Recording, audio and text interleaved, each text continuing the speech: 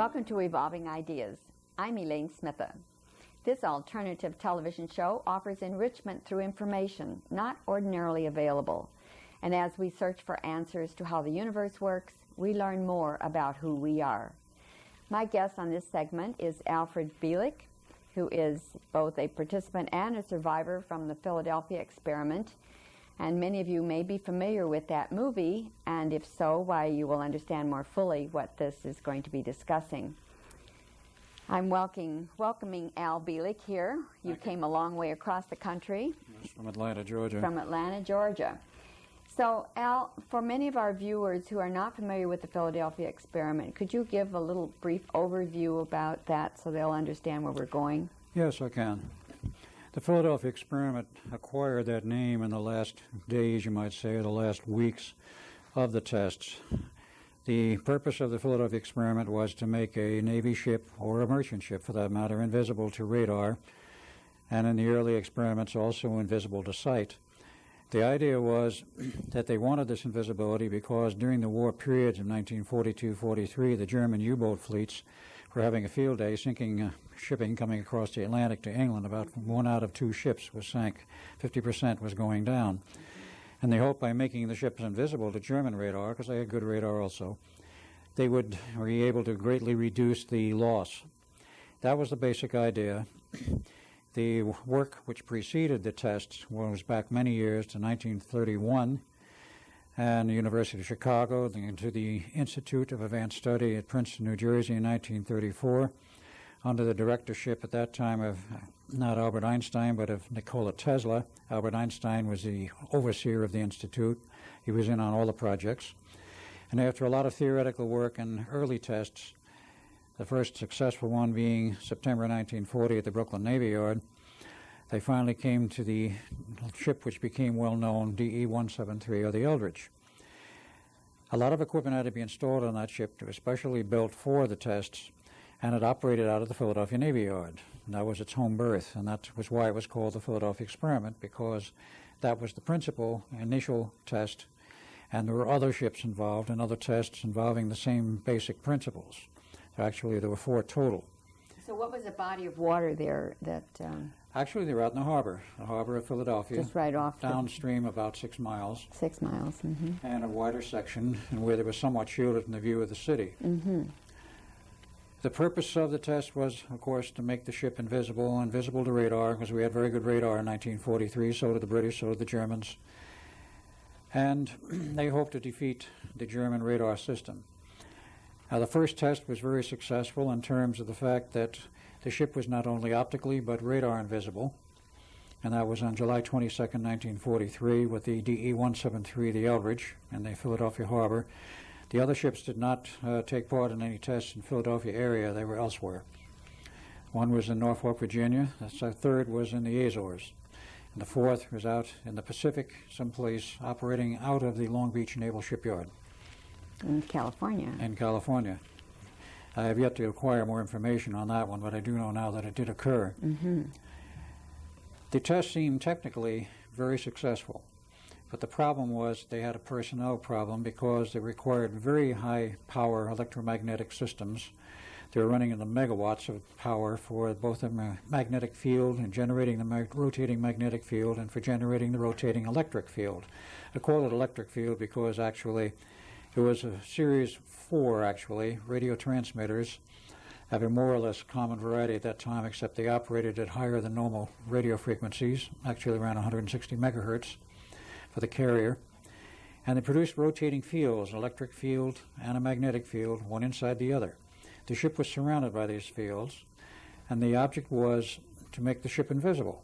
Now, how did they do that in terms of the technology of that time? There are other systems now which are different than the original.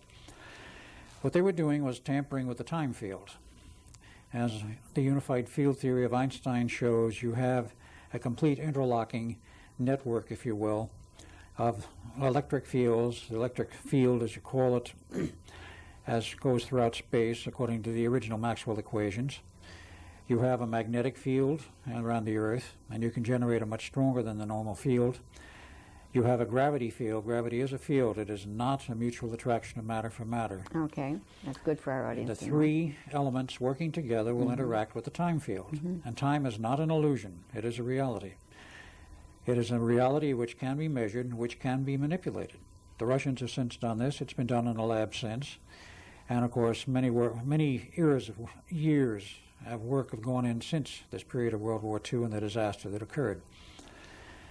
So what they were doing was playing with the time field. The object was, if you shift the time field slightly, the ship is no longer visible either to the eye or to radar, or to a camera for that matter. So how does that work, Alan, shifting that? Well, you have, to get a little bit technical, I'll not try to get too technical for your audience, you actually have three physical dimensions which we all know. There's the length, breadth, and width of a chair, a table, whatever. But you only see that, and it only endures in time because time also has a flow. If there was no time flow, the object would not exist. It is dependent upon time, which is normally measured as the fourth dimension. But there are two beyond that. The only one we're concerned with was the fifth dimension, which is like a spinner, or if you get this child's toy of the Slinkies, you probably have seen, or many people have seen. It's a good example. You have a coil, and you can hit it, and you get a forward wave in that coil. The outer periphery of the coil represents the fifth dimension, to give you an analog. By manipulating that actual outer fifth dimension, you change, because if you change in a local area, and this is only in a local area, not universally, the rate at which that spiral goes, you change the flow rate of time along the edge. Oh, that makes sense. That's a very good way of explaining that. So if what you do is we are in this reality along the edge, so to speak, in a normal reality. And if you change that time flow, then that localized area of time starts to shift in relation to the main time flow, which outside of the area of the experiment is experiencing. So as you change that local area, the object will fade into invisibility. You have to do it very carefully because if you go too far, you drop out of our universe into another one. This they didn't want to do. But this is what happened in the second experiment. The first one was very successful in terms of the hardware. They had a lot of problems with personnel because the very high-powered electromagnetics, something which had never been attempted before because many sailors were on the deck of the Eldridge exposed directly to that equipment. Those below deck were unarmed or affected. But those were severely disturbed. They experienced nausea, sickness, illness, disorientation, and they cut the test short after about 20 minutes and took the ship back into its normal berth at the Philadelphia Navy Yard and took the 6 sailors off, and the Navy said not to worry, of course we have another crew for you. They were all volunteers. They'd all signed their life away, so to speak. And of course von Neumann knew, because after 1942 March, when Tesla bowed out, von Neumann took over the project, Dr. John von Neumann, and he knew there was a serious problem. He was aware of the possibility, but they knew then they had it. And he asked the Navy for more time to study the problem. They gave him a drop-dead date, is what they call it. In other words, you complete these tests by the 12th of August, 1943, or forget it. Was that turned out to be a significant day, though? It was very significant. We did not know at that time. Which you didn't know that. Why it was significant. I went to the man who was the head of the Office of Naval Engineering, as they called it then, Alboin Sr. I said, why this date? This is an engineering test. He found out that it came from the Chief of Naval Operations, Admiral King, which was very strange, because that man is only concerned with the actual operation of the Navy in all theaters of war. He was not concerned directly with an engineering test. Someplace else, we found out much later, is where the order came from, and King was merely part of the transmission path. Where did it come from? It came from Montauk in 1983, with the alien presence that was there. Now, I must point out that the engineering that was done for the Philadelphia experiment was native. It was ours. We did it. It was knowledge and technology which had been developed over a period of decades. The mathematics was in place. The understanding was in place. This was cutting-edge technology, not what was in the textbooks in the 40s, because Duncan and I went through school and both had PhDs in physics, and we thought we knew it all until we went to the Institute and found out how little we knew, because the cutting edge was way ahead of the education. But that wouldn't have happened, do you think, without Tesla's input? Perhaps not. Tesla was a brilliant man, and everybody acknowledged his brilliance, even Dr. von Neumann. Interestingly enough, everybody on staff at the Institute, including Duncan and myself, had PhDs in something. And here was Nikola Tesla without a degree to his name. Exactly. Yet his reputation was impeccable, and he had never failed in anything he did or undertook to that point. But he failed that test in March 1942 on a battleship deliberately because he knew there was a personnel problem. The Navy would not give him an extension of time, so he deliberately failed the test and bowed out. Von Neumann took over. He didn't bow out. He realized there was a problem. He tried to solve it. The Navy would not give him any more time. So on the 12th of August, what do? We go out in the harbor again. This time there were 3 observer ships. There was the SS Furiaseth, which is a Navy merchant ship, a Coast Guard cutter, and of course the carrier on which the control group and the Captain Harrison, who was in charge of the test, was located, along with, of course, Dr. John von Neumann and other interested parties in the Navy. So at the appropriate time, we fired up the equipment. Now, I must add, Duncan and I ran that equipment because there were no computers in those days and everything had to be manually operated. So we had to go through the proper sequence and watch what happened to make sure everything was doing what it was supposed to do. So for the first, to the outside observers on the deck of the carrier, for about 70 seconds, it appeared like everything was normal.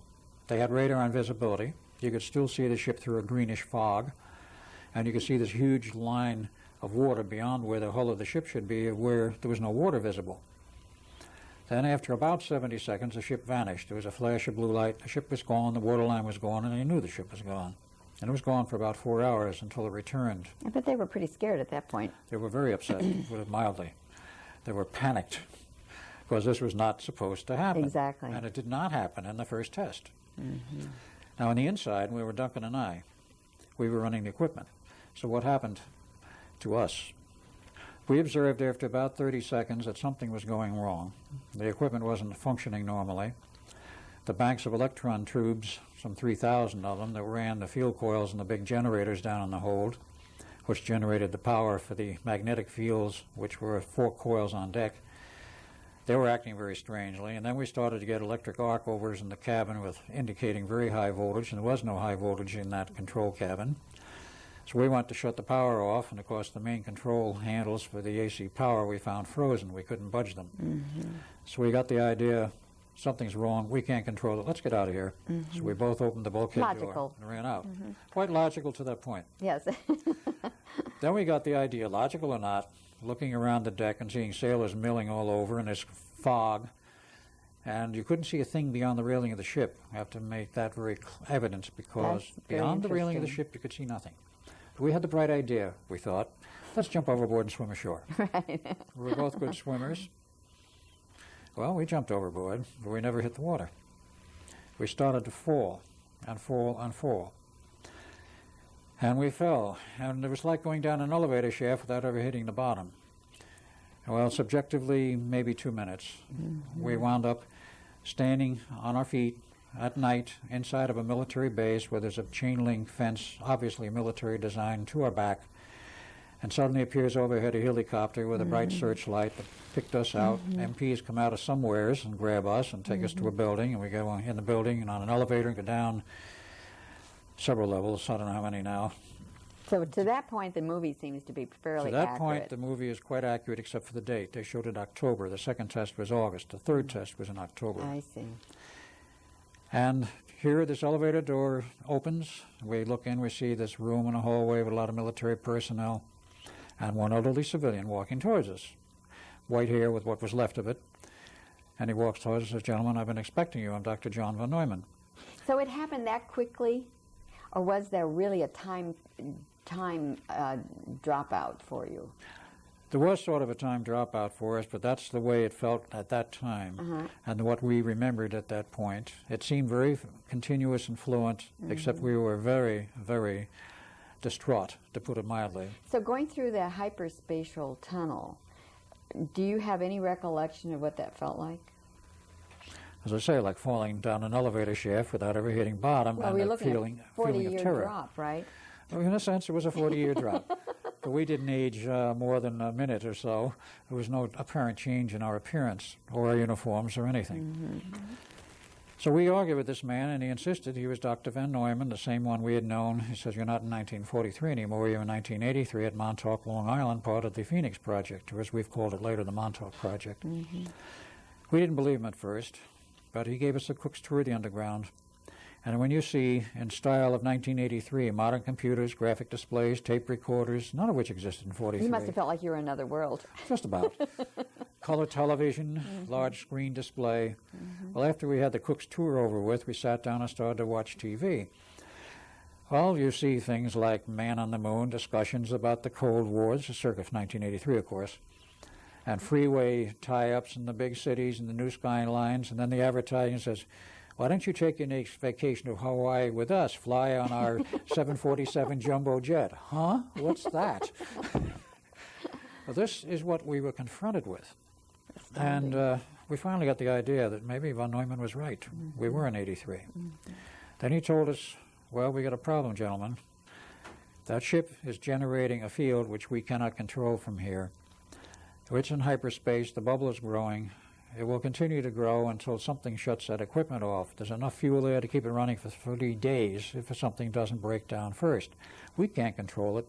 We have to send you back there. I said, oh, yes? Well, how are you going to do that? Well, we have the means. Here at Montauk, we have complete control over space and time. We can send you anywhere as we want at any time we want. So they sent both of us back to the Eldridge. So this is not in accordance with the movie The Philadelphia Experiment was, but in the last part of the movie that came close to the facts. We were sent back together to the Eldridge with the instructions, destroy that equipment, smash it, whatever you have to do to shut it down. So we found axes, started smashing everything in sight, electronic equipment, tubes, and so forth. And when the generator started to wind down, we knew that it was over so far as the experiment was concerned. So we went out of the control room, looked around out on deck, and Duncan and I were together, and we saw 2 sailors buried in the steel decks and 2 more buried upright in the bulkhead. And those who were on deck were in total pandemonium and disorientation and sick, very, very disoriented. That must have been a shock for you. It was very much of a shock. Duncan looks around, looks and runs over towards the railing and looks at me like, well, aren't you coming with me? He wanted to get out of this. And I spotted our younger brother, Jim, who had enlisted in the Navy after Pearl Harbor, who was 6 years younger, and he enlisted, and he became part of that experimental crew, and he drew the straw for the second test, so to speak. And he was in the bulkhead dying. Oh. I went over and put my arms around him because his head and shoulders were out of the steel, and he died that way. And Duncan disappeared. We didn't see him again. The ship came out of the fog and was again back in the harbor where we had started. And of course, a boarding crew came on board because they could see from the deck of the carrier that something was drastically wrong. They looked around, made a radar report, brought a special boarding party who brought the ship back under its own power into the back section of the Navy Yard, took everybody off, and then we had a 4-day board of inquiry. What went wrong? I gave my report that I'd been in 83 and all this had happened with Duncan. They didn't believe me. They didn't believe you. Oh, no. If I know You know, isn't that interesting? You go through the tunnel and you end up in 83. You don't believe that you're in 83. Then you go back to 43. You tell me you've been to 83, and they don't believe you're in 43 either. Absolutely. I mean, you know, it's really wild. Absolutely. But von Neumann had a little rental reservation. He took me aside and said, I want to talk with you later. Well, as time went on, they did have a 3rd test, and it was without personnel on board. They ran it like the 1940 test with long cables, turned everything on from another ship. And the Eldridge once again disappeared and came back some 15, 20 minutes later. I was not in that test or involved with it, only had the reports on it. And it disappeared again. And it came back, and the hull, everything seemed to be all right except in the hold for the control equipment because they had time enough to put a whole spare set of equipments on board. The equipment was a smoking ruin, and some of it was missing, and they just washed their hands of any more tests with the Eldridge. And it was re-outfitted, went to sea in 1944, about January. Was at sea till the war ended and went in mothballs in 46, and in 1951 it was given to the Greeks along with another destroyer. The Greeks still have it in the Navy to this day. They call it the Leon. And I understand that the Navy is trying to buy it back from the Greeks to put it in a museum. Well, whatever. Well, so much for sharing knowledge, right? Yeah. I think when you sell it for... See, the test, so far as we know, did not stop at that time, as I know now. At that time, I assumed they had stopped in late 43.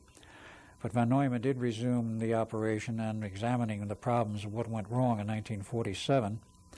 And by 1952, had come up with a whole new system. I was not part of that anymore.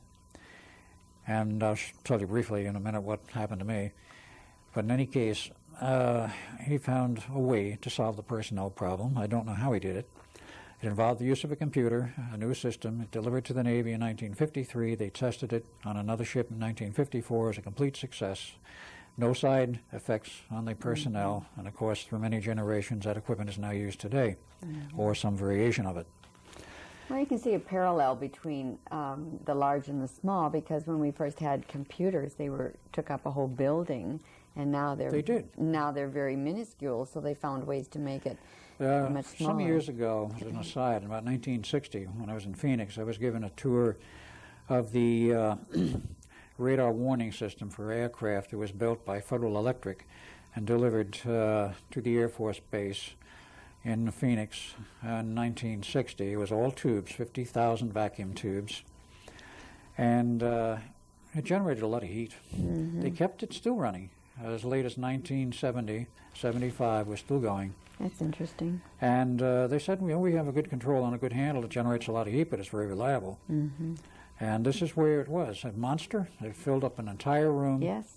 And now you can put more computer power in a little package in your hand. It's true. With solid state that you could do with an entire room full of hardware designed out of the 1950s and the 50s. That's true. I want to go back to this invisibility aspect, because what would be the implications, or what are the results? How have we seen this technology advance, and how are they using it today? Well, it's gone through many changes. The entire basic approach, I believe, has changed today. They're not tampering with time now. They're using a different approach because theory has shown that there are other ways you can manipulate time, or not even manipulate time, as certain people have shown in the laboratory and more recently, like in the last 2 or 3 years, and of course this is in the civilian aspect of trying to replicate some of the equipment. You can produce a phenomena of resonance wherein you can literally blank out an object to a radar return or reflection. You can tune the system in a manner so that the radar beam or system, and we had very good radar in the 40s, 43, they were running at 9.5 gigahertz. I didn't know they were that high until I went back and checked the books. And that's about what they use today in many of the systems. Some are higher. But you can blank out that frequency by absorption, or resonant absorption of the object, if you know how to manipulate that object by tuned absorptive material. That's one approach, like they use in the stealth technologies. You absorb enough of the energy, you get no return.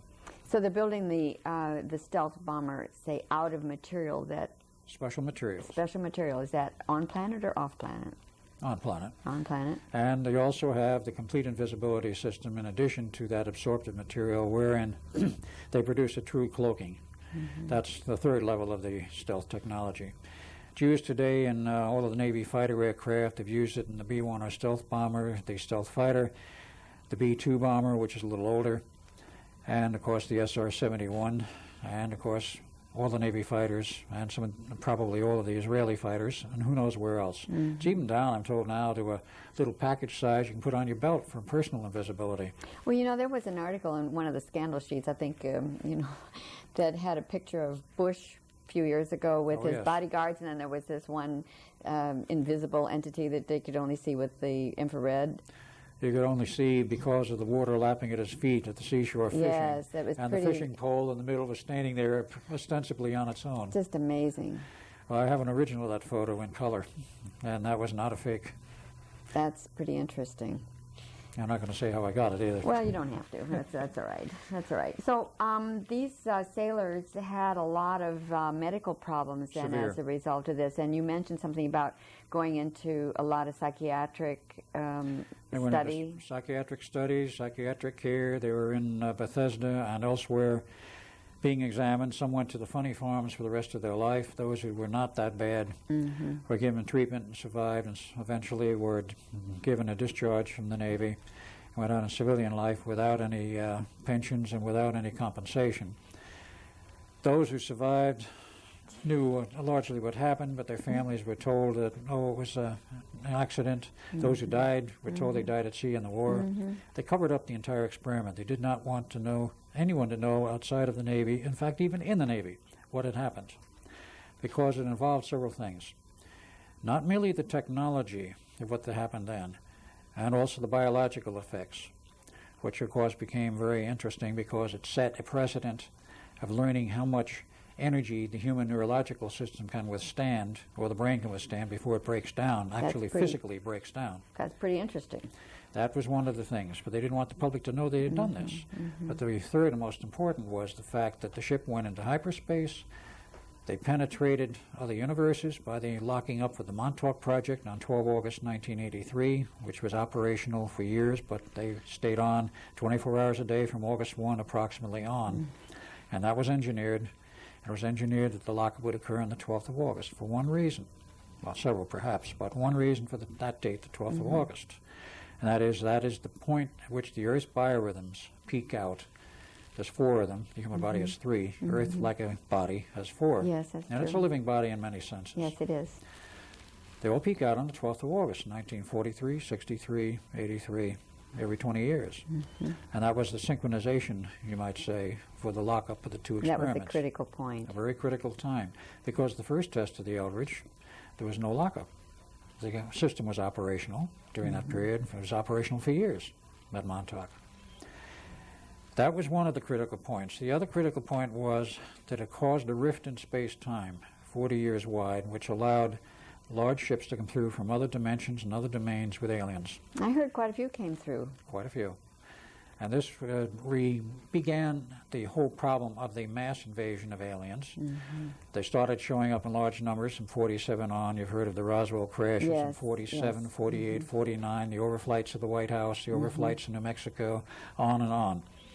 Large numbers of ships. Finally, a treaty was signed by President Eisenhower and alien representatives, supposedly at Edwards Air Force Base, granting immunity to each side. We do not interfere with each other's lives or survivability.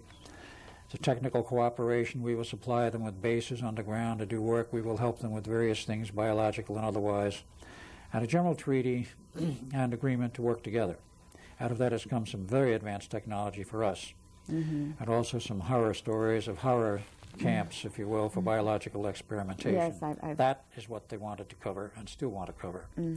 That aspect is what they don't want the public to know about, our cooperation with aliens. But it has come out in so many different documents. Yes, it has. And there's been a lot of discussion about that. It has been, and there's a lot of denial officially also. That's right. And one of the things that I wanted to get to that we were discussing about the neurological problems that occurred, how this became the foundation for some of the mind control experiments as a result of that? Yes, I can briefly. After the war was over and they had this partial and beginning understanding of the human mind and how it can be acted upon by magnetic and electromagnetic fields, there was a lot of other research work done, which began in 1947 with Dr. Wilhelm Reich, and of course the CIA was funded and chartered in 1947 also, and he had a contract with the CIA for 5 years. Other work was done in various locations, and it all came down to finding out how to manipulate the human mind, how to reprogram it, how to make a person be, at the push of a button, a perfect robot to do whatever they were programmed to do. This technique is now well resolved. It is a viable technology, if you will, and involved biological knowledge of the brain, how it worked, the interlinking of the conscious mind and the subconscious. And the subconscious is not singular, it's many levels. All of this was learned over a period of decades, and the hardware and some of the old techniques used by, of course, let's say the cults, the satanic cults and so forth, it's old technology without hardware. But they implemented this now with hardware and used some of the same techniques and advanced and made them simpler and easier to use. And more effective, too. This came out of that, out of the Philadelphia experiment, and the work that was done after it. And this is now a technology which is well known to the world governments, and they use very surreptitiously, and they don't want the public to know they're doing it. But we're getting it all the time. I mean, I saw your telephones. That's right. You're getting effects on the mind from the cellular phones, which can give you disease states if you're exposed long enough. You have bombardment by electric power lines and grids. Exactly. Which affect you physiologically if you get enough of it. The radio transmissions in a big city from TV and radio, and other clandestine transmissions that the government doesn't want to tell you about from the Air Force and other government installation bases, Air Force bases, Navy bases, whatever. I'm not thinking the Air Force is only one. No, that's true. all the bases. And the microwaves. And many, many microwaves. Microwave ovens can be a problem if you're not careful. But they're not mainly the problem. No, it's they are the not. non-thermal. All of this has sprung out of that. What frequencies are critical Yes. for manipulation of the mind, for making you ill, or programming the mind without even your knowledge? That's true. That is the problem. So when That we is what start we're hiding. behaving bizarrely, then we might question whether we've been in a field somewhere. Right, or somebody sees you behaving in a bizarre manner and you don't realize it. That's, of course, when there's a problem. I think just as an aside, which doesn't really relate to the Philadelphia experiment, but certainly to the effects of that, would be some of these men who are found on school grounds where all of a sudden they show up with a machine gun and they start shooting the children. Programmed assassins. Programmed assassins. And the purpose of that, if I may put it this way, is that person may not know or understand what they're doing at all, but the purpose is to create the horror in the minds of the general public. Here comes this nut, shooting down our children, shooting people in a department store or a supermarket. You've got to have gun control. That's right. That is the whole purpose, to get the public infuriated with the improper use of guns. A gun has never shot anybody. No. It's the guy pulling or the girl pulling the trigger. Exactly. Exactly. Controlling the guns will not stop crime. I'm not trying to put a plug in here, but the fact it's important. The fact is, it is those who use the guns that you have to look at. Exactly. Now, also, there were some good things that came out of that, weren't there? Medical cures and so forth that I understand. may or may not be used. Yes, I understand there was one thing that came out of that, and the Navy found a cure for cancer. Now, there are several. There are many. Of course, the medical profession doesn't really want you to know it. They like to keep people coming for treatment because they make more money that way. Well, the pharmaceutical companies sell a heck of a lot more drugs, don't they have their hand in it. You bet. Eventually, they may admit to a cure, but if one looks around, one can find cures today which may or may not involve the medical profession. But they found reasons for this, why a person can become subject to cancer and how you can reverse this trend. Because cancer is not a normal condition, even though everybody is born with it, according to some of the old doctors. Yes. Well, it sounds like it's the frequency that is the frequencies are critical. essence. Diet is critical. Many things are critical to it. Interesting. So you have a tape that you want to share with us. We need to introduce that a Yes. little bit. There is a tape that was done, a presentation made last July at the International Tesla Society Conference by Dr. Coram and his associate, Dr. Dahm, going through the theory of the Philadelphia experiment and trying to replicate in the lab how it could have been done and how it could happen. This is somewhat of a new approach to what was done then, but in this 8-minute segment I would like to show, it goes into some of the theory, but it shows the technology that is involved, of why they had to use very high power then in that approach, but they show that you can get radar, invisibility, no backscatter of the energy, so if there's no scatter coming back to the receiver, you don't see it. If you want to run the tape, it's sort of technical, but it's very interesting. Okay, well, I think our viewers can handle that. You know, this is what this show's about, is to evolve ourselves and to stretch our minds. Sometimes I feel like my mind is like a rubber band, just constantly getting stretched, so I don't know why my audience can't have that too. There we go. The surface impedance tensor is anisotropic, but it has resonances, all right? It has a real and imaginary part, a resistive part and a reactive part. If I can tune the frequency where the reactive part goes to 0, I'll have a pure resistance. And if the properties of the medium are, say, such that the surface resistance is 377 ohms, I'll have no reflected power if I look at this thing in terms of a transmission line, for normal impedance. Here's the ratio of the incident to reflected power. So it's a reflection coefficient as a function of frequency for different magnetic media. What I'm going to do is, in that formula, put in a bunch of parameters. All right? So I'm going to put in real numbers here. I have some problems in that I don't know what the conductivity of iron is. I know what it is at DC. I know what it is at 100 kilohertz, but I don't know what it is at, say, X band or L band or even the optical region. So I've got some numbers. These are our standard H naughts. One of the questions that comes up is, can we really get that much magnetic field intensity out of the ship? And I'll show you, yeah, you can. And these are the susceptibilities. All right, so I have a collection of, you may not like these numbers, but I have a collection of media that will do this. Let's see. I'm going to do two things in the interest of saving time. Here's a plot of plot of the reflection coefficient in dB versus frequency, all right?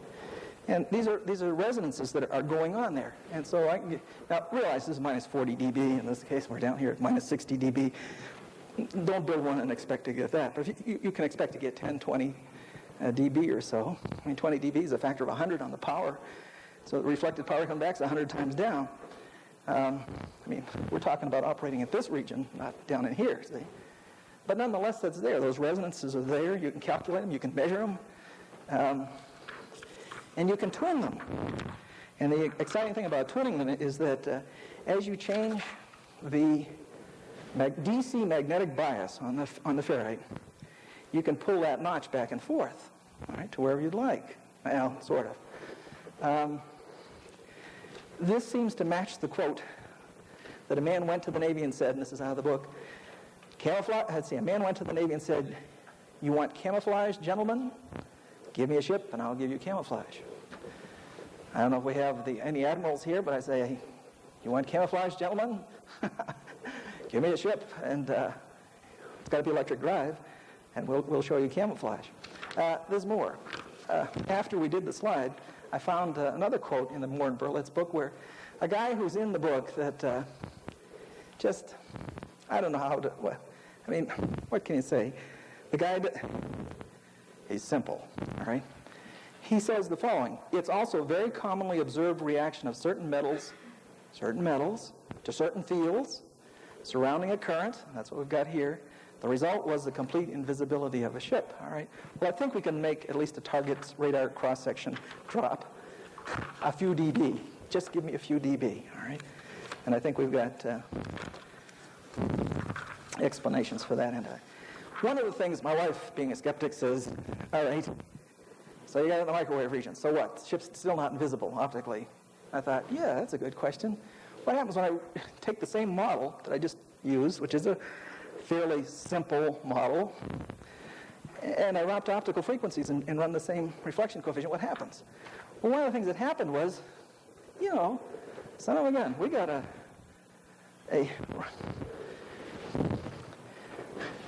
dip here of around 8 dB in between red and violet. Well, okay, suppose we get a lot of agitation in the water here, and suppose in the optical region, by the way, this is only for vertical polarization, so that's a caveat. But suppose I lose a 6 dB propagating through all of the fog and mist and stuff going in. I have 8 dB absorbed, and I lose another 6 dB, and what's reflected back, I'm down to 20 dB as a factor of 100. So I think that, like, who was it, Bilbo Baggins? I mean, he's not invisible in the bright daylight, but he's kind of invisible, so anyway. This is consistent with, a statement that Moore publishes a little bit later, where he says, Navy scientists undertook to see whether anything could be done to either disguise a ship's radar image or to otherwise confuse the offending German radar and thus render such a weapon useless. The scientists then energized the ship's hull with tremendous pulses of low-frequency electromagnetic energy. All right? Now, look, all right. I think that Moore can be substantiated on that basis. We're going to ship. The next thing is Kenny's experiment. All right. Here. Again, I was skeptical. Has to be tested in the laboratory of reality. What I did is I said, okay, let's take a piece of iron, wrap some wire around it, and see if we can make it invisible. Maybe not optically, but maybe via radar. Well, what I have is I have a small Raytheon klystron sitting over here, around 10 gigahertz.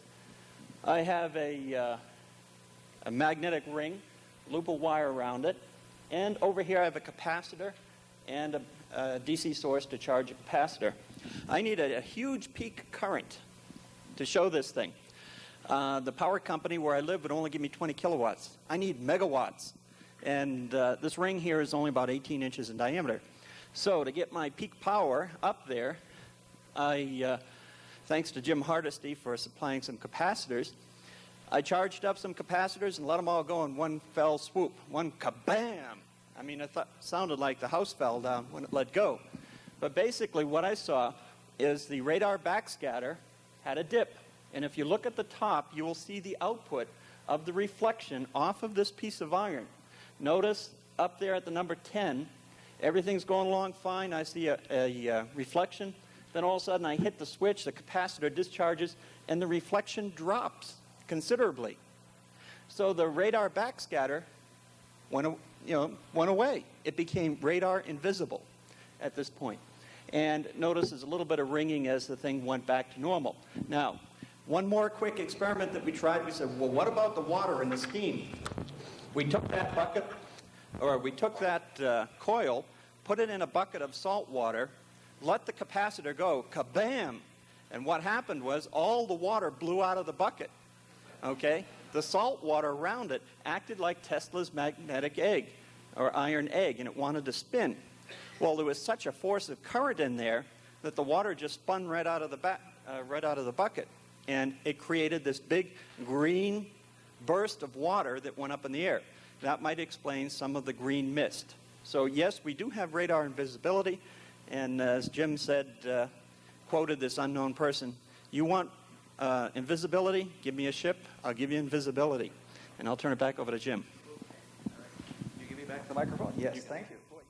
Well, that was a very interesting segment. Much of that I didn't really totally understand, but and they were speaking so rapidly that it was hard to pick up some of the words. Typical research physicists. Right, and I understand that there was something that they were talking about dB or DD or what dB. dB, decibels. Decibels. It's a relative measurement of power or voltage. In this case, they're talking about power. If you get a 10 dB reduction in reflection energy, the term energy, that means a 10-fold decrease in the power. If you get 20 dB down, that's a 100-fold decrease in the reflected power, which will make it essentially invisible.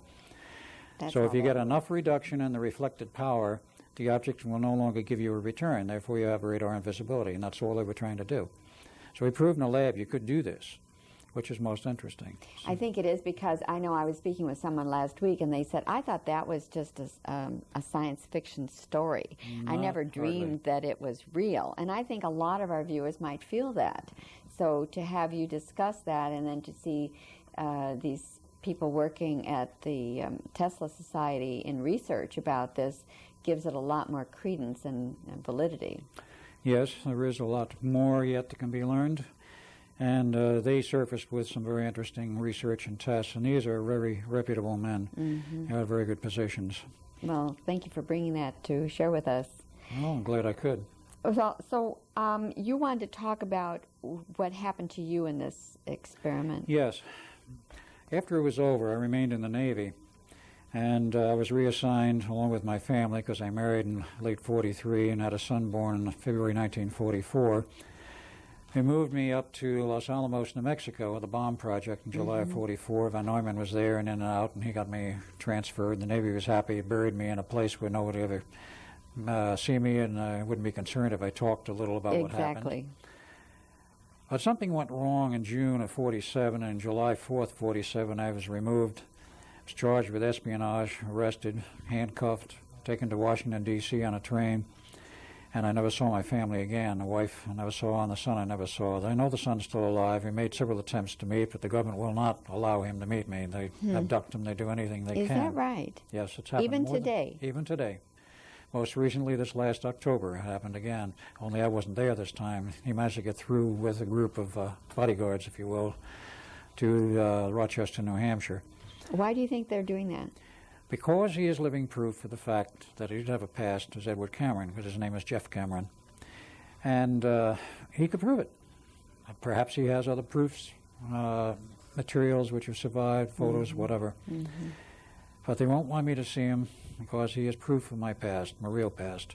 Anyway, I was removed, and to make a long story short, I was given a super brainwashing, and I was plugged into another family.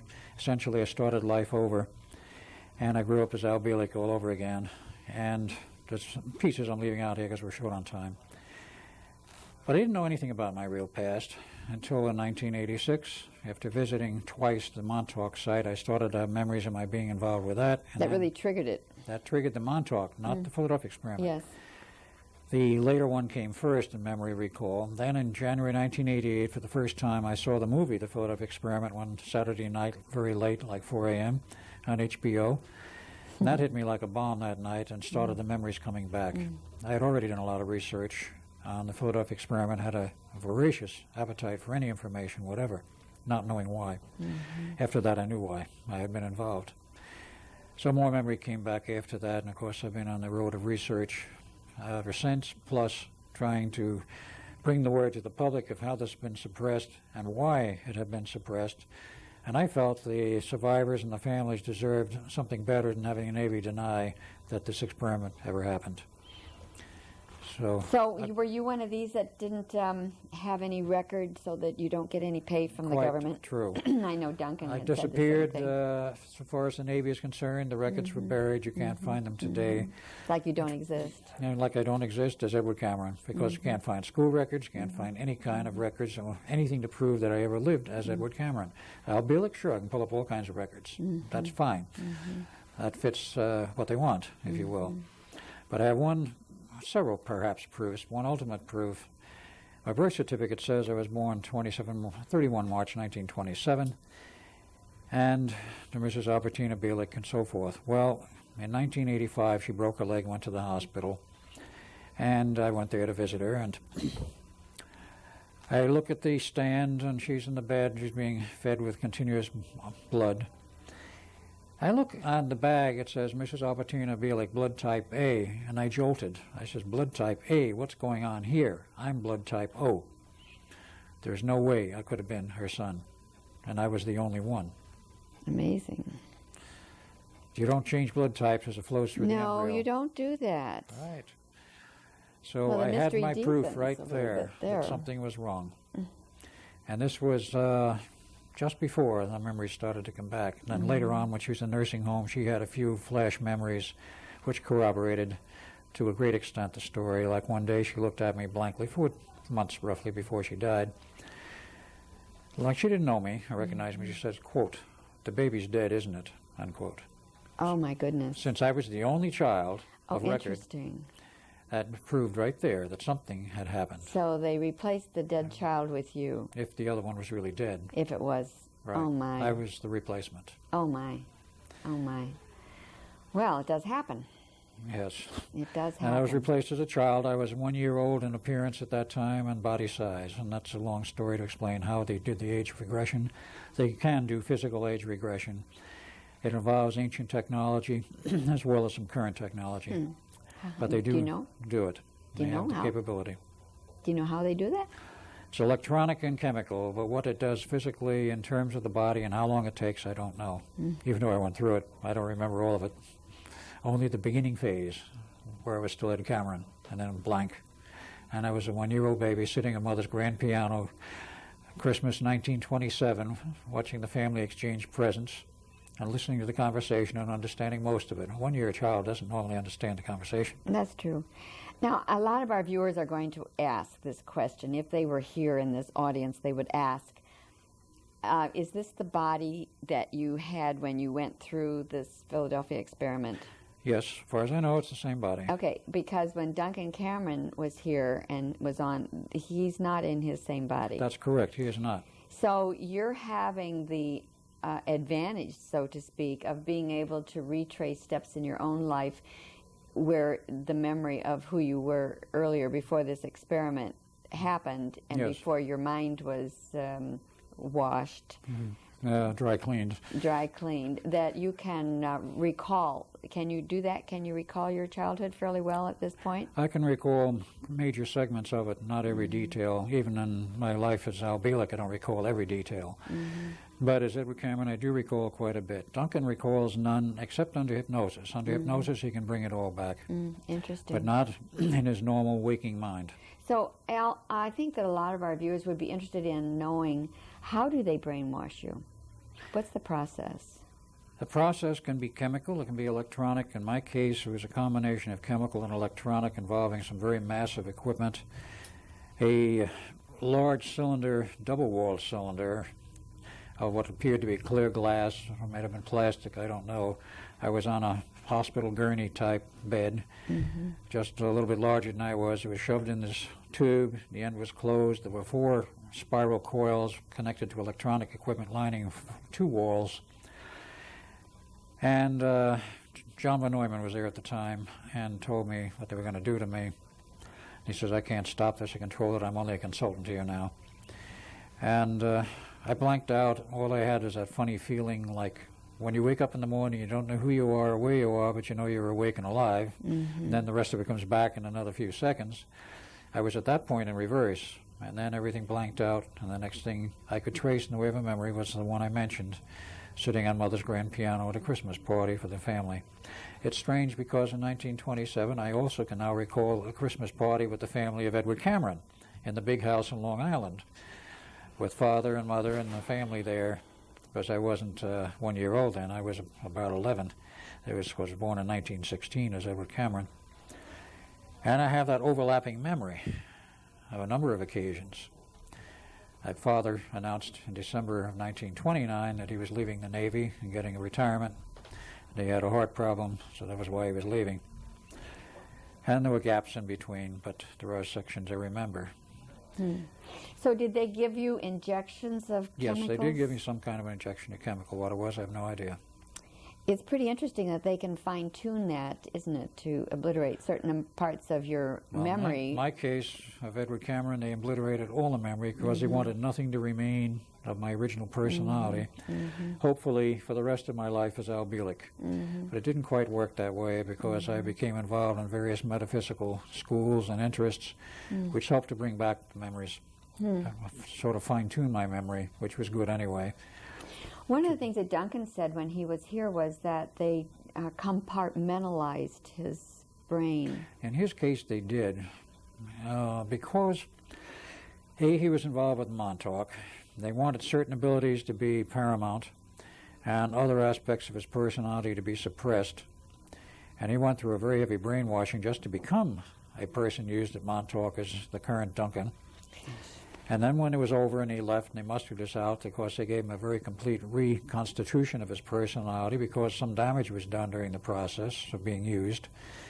And they wanted to give him a reconstituted personality who would be able to get along in normal society because they did not anticipate using him again, but they wanted to keep him handy in case it did. And they wanted him to be in shape to be able to be used. Yeah, they'd want to monkey around with him to that degree that he wouldn't be functional. Correct. In my case, they mustered me out and gave me a briefer brainwashing. Perhaps that's why it came back so readily only 2 or so years later. And Duncan's case, it didn't come back so readily, but it did come back that he had been involved. It's coming back. It's coming back more and more now. Certain aspects that he's remembered of his involvement in Montauk and give him the willies, as the saying goes, and he becomes very ill. He even broke down and cried one time in the underground. When he Yes, I saw that on the video. So he cannot, to this day, face some aspects of what he was involved in and what he had to do. Was programmed to do. It was not his normal personality. No. This is the way they can shape people to do a job which normally they would never come near or never touch. They'd shoot themselves first. But after you work a person's mind over sufficiently, when you can find the keys to get in there and do the manipulation, then they get this person to do virtually anything they want. That's pretty scary. It is, but it's a fact. And they've been doing this now for many years to tens of thousands of people. That's even scarier. What are they doing in this current time? They're still continuing the Montauk Boys program. It's still ongoing. They're not doing it at Montauk anymore, but they are doing the same type of programming all around the country. Back in the 80s, there were many locations. Now, I know there's a location in Atlanta, there's one in the Seattle area, there's one, of course, someplace in Long Island to this day. Upstate New York, you name any major city, I think you will find, and I found a few, and Preston have found a few, I think you'll find in any major city today there's a processing facility, I'll put it that way, for taking these kids off the street or however they acquire them, running them through this mill, giving them the brainwashing, the implant, the reshaping of their personality, and then covering it all over so that they have a normal, outside, normal everyday personality. But there is exposed someplace certain trigger commands Certain words that might trigger. On a telephone or in person, however it may be done, to flip that personality to the programmed personality, then to do whatever they're supposed to do. It can be a programmed assassin, it can be a programmed rioter, an agitator, somebody goes in the schoolyard and shoots some people, whatever. So we don't know who we are. You don't know who they are, and they don't know who they are. These people, I've talked with some of them, realize something's wrong, something is a little different about them perhaps, and know that they do some things once in a while, but they have no recall of what they really do in most cases, or that they are not a normal mind. It's now so well done that these people have no awareness that they have been tampered with. This is the bad part. Yes, it is. So it's cause for reflection, for Oh, sure. yes, very definitely. Well, we have about a minute left, so is there something that you would like to say in summation? Well, there's more and more information coming out as to the Philadelphia experiment. The Montauk Project is being exposed, now 3 books and some videos, and it's getting some TV coverage. I expect to be on a major TV show sometime this year. I've already done my part, and it's in the can, as the saying goes. Okay, great. But it will not be released until sometime after June. And this sort of exposure to the public and waking them up to what our government has done in secret and hidden from them with tax money or other money, however they acquired it. The public has a right to know, not everything. I mean, you don't want to tell the public how to build an atomic bomb, as an example. But what has been done to these people? What has been done to their kids? What dangers they are exposed to? They have a right to know. I agree. Regardless of what the intelligence community seems to think, we are the people, we are the sovereign, so to speak. The government is supposed to be our servants. That's true. Not our masters. Thank you very much. Well, Al, I just am very grateful to have had you here today and to share all this knowledge with my wonderful audience who is very eager for all of this information. And I'd like to ask my viewers to join me on another episode of Evolving Ideas when we cover another very wonderful, adventurous subject that helps to spread our mind into a greater avenue of awakeness. So if you'd like to write to me, I'd love to hear from you. I'd like my mailbox to be filled. Write to WebWorks in care of P.O. Box 3695, Olympia, Washington 98503. And thank you for joining us this day, and join me next time on Evolving Ideas. I'm Elaine Smitha.